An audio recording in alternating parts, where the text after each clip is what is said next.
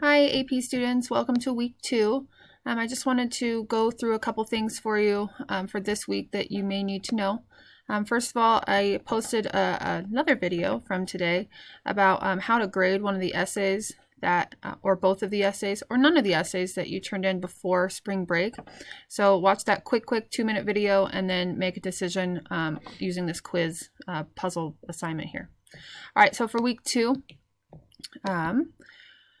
continuing with our community unit, there's some videos for you to watch. You're going to watch 2 out of the 5 and respond to how the videos might answer some of our essential questions. So you can make that into a discussion post. The directions are all there. Then I've provided you with a link for an AP teacher who walks you through rhetorical analysis.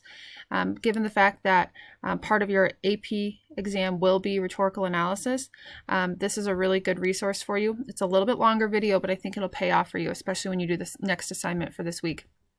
So watch it and see if you can apply it to then what your next assignment is. I'll go ahead and link AP Classroom in here. I haven't done it yet, but I will. Otherwise, the third and final assignment for this week is to go back into AP Classroom.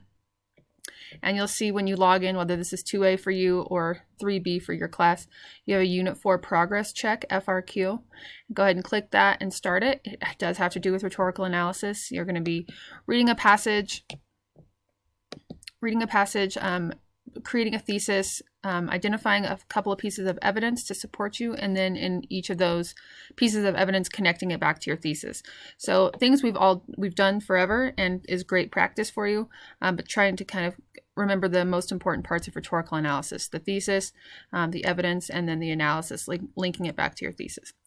Good luck. Please email me with any questions, or you can respond to the discussion board that I have in our remote learning folder, and I'd be happy to answer any questions that you have.